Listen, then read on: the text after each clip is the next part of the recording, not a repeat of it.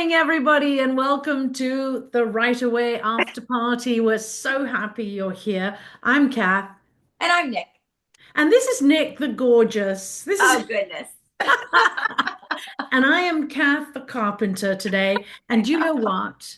We come as we are because that's how Yes. we come to the page. We Yes. come as we are, and sometimes, we'll snatch some minutes. And I think today we're snatching a bit, Yeah. but I just happen to have plans today, so I'm not in my sweats. I love it that you have plans. It's so great to have plans. And you made your plans around this, Yes, which this is is really important. important to understand. I think sometimes as writers, when we were novice writers, we would forget to plan time to give to our writing. Would you Yes. agree?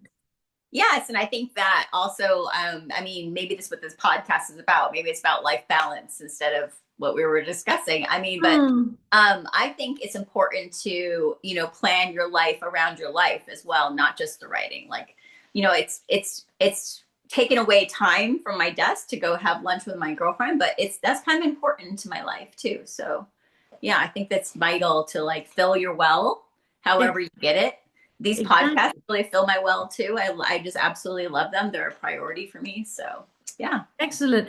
And like Julia Cameron says, it's really important as a creative person, whether you're a writer, a sculptor, musician, whatever, to go out and have an artist date and Yeah. notice things around you because all of those things you notice and talk about and think you bring back into your writing in different Hmm. ways, rather than if we cloistered ourselves in a room and never looked up and just wrote from that place.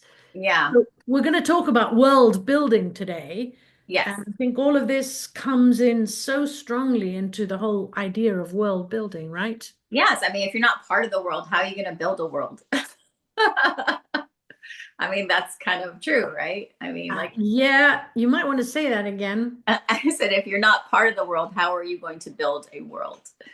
So, I mean, especially a believable world. Like you want your reader to enter your world and really be able to understand it and navigate it and not have to over explain anything.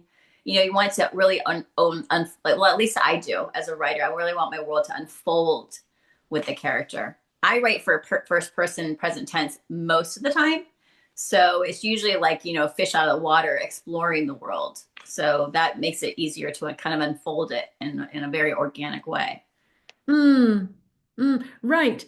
Just to clarify for those who are brand new, newbies, just beginning this whole idea of becoming a writer, first person is I. So Yeah. everything you see has to be seen as through the eyes of that character. Yes. Present tense is now. I see this is happening, not I saw or I will see, but this is Mhm. it's yeah. So it makes everything very immediate, and Yes. the reader really can integrate themselves Yeah. into It's. into I the think that's why action. the. I think that's why the world becomes so important, in in that sense of POV, because the point of view, because like it's so important to that character, and so like the world becomes so important because I mean, especially with teenage writing or even adult writing, like it's like your world becomes that's your whole compass. Mm. So like I'm going out to lunch with my girlfriend, so it's like I'm going to scope out the restaurant and I'm going to notice certain things, but that's like that would be my character noticing certain things. So I think it's like that's important to Yeah. like know like what your character would pick up on in the world. Yeah. I think it's also fascinating as you walk into a restaurant or you walk out of your car toward the supermarket or you're walking in shops and out of shops to catch tidbits of Mhm. conversation because that also helps, doesn't it, to Yeah. make your world more realistic. Not Yeah. every, yeah.